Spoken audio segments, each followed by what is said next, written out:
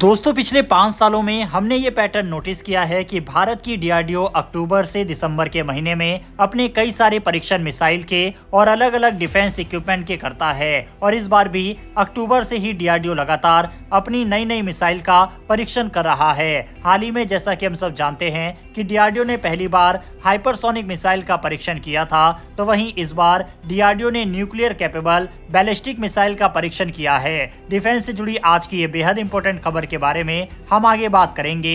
इसके अलावा हमारी दूसरी खबर रशियन मीडिया की तरफ से क्लेम की गई है कि लगातार जिस तरह से अमेरिका से मिलने वाले इंजन में भारत को देरी का सामना करना पड़ रहा है, इसको देखते हुए भारत के HAL चीफ रशिया में हैं और तेजस के लिए रशियन इंजन को एक्सप्लोर कर रहे हैं। डिफेंस से जुड़ी ये दोनों खबर काफी ज्यादा इंटरेस्टिंग है, इसीलिए वीडियो को अंत तक जरूर देखिएगा। साथ ही अगर आप चैनल पर पहली बार आए हैं तो नीचे दिए गए सब्सक्राइब बटन को प्रेस कर बेल आइकन को दबा लें, जिससे हमारी डेली ऐसी वीडियो आप तक सबसे पहले पहुंच सके। तो चलिए शुरू करते हैं इस वीडियो को। पहले बात करते हैं भारत के द्वारा किए गए मिसाइल परीक्षण के बारे में। आप अपनी स्क्रीन पर द टाइम्स ऑफ इंडिया का आर्टिकल आज का देख सकते हैं। यह 28 नवंबर का आर्टिकल है, जिसमें लिखा हुआ है nuclear capable ballistic missile tested from INS अरिघट, यानी कि भारत की जो INS अरिघट सबमरीन है उससे इस मिसाइल का परीक्षण किया गया है। ये SLBM यानी कि nuclear based submarine launch ballistic missile थी।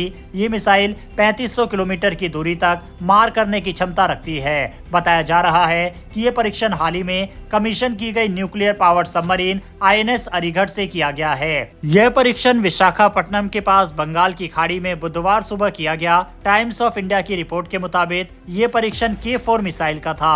K4 मिसाइल को अब तक केवल पनडुब्बी जैसे प्लेटफॉर्म से परीक्षण के लिए इस्तेमाल किया गया था। कुछ दिनों पहले भारत ने बंगाल की खाड़ी में 3490 किलोमीटर की उड़ान सीमा के साथ एक मिसाइल परीक्षण के लिए सार्वजनिक क्षेत्र चेतावनी और नोटिस जारी की थी और उसी जगह ये परीक्षण किया गया। INS अरिघट भारत की दूसरी न्यूक्लियर संचालित बैलिस्टिक मिसाइल सबमरीन है, जिसे 29 अगस्त को इसी साल कमीशन किया गया था। ये सबमरीन K4 जैसी लंबी दूरी की मिसाइलें ले जा सकती है। इसकी तुलना में INS अरिहंत केवल 750 किलोमीटर रेंज की K-15 मिसाइल से लैस थी। वहीं भारत अब अपनी तीसरी न्यूक्लियर पावर्ड सबमरीन INS अरिधमान को अगले साल सेवा में शामिल करने की तैयारी कर रहा है। इसका वजन 7000 टन का होगा और ये और भी आधुनिक तकनीक से लैस होगी और ये सबमरीन भारत की K5 और K6 मिसाइल को भी ले जाने में सक्षम रहेगी। भारत अपनी समुद्री ताकत को लगातार तेजी से बढ़ा रहा है। भारत ये बात भली भांति जानता है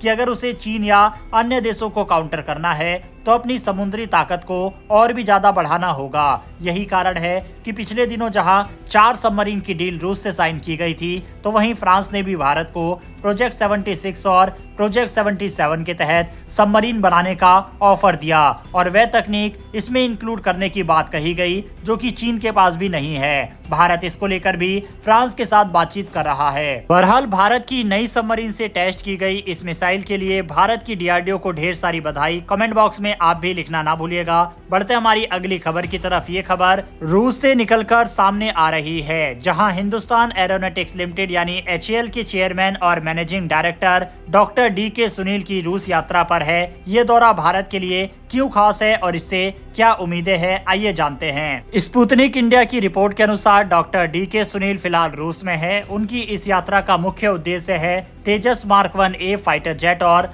भविष्य के भारतीय एयरक्राफ्ट के लिए इंजन निर्माण के विकल्प तलाशना। तेजस मार्क 1A में फिलहाल GE एरोस्पेस के F404 इंजन का इस्तेमाल हो रहा है, लेकिन इंजन की डिलीवरी में हो रही देरी HAL के लिए चिंता का कारण बन गई है। GE एरोस्पेस ने पहले ही इन देरी की जानकारी दे दी थी, जो ग्लोबल सप्लाई चेन में बाधाओं के कारण हो रही है। 83 तेजस मार्क 1A जेट्स का ऑर्डर पहले ही भारतीय वायुसेना ने दिया है, लेकिन डिलीवरी में हो रही देरी से प्रोडक्शन टाइमलाइन पर असर पड़ रहा है। रूस भारत के रक्षा क्षेत्र में एक लंबे समय से अहम साझेदार रहा है।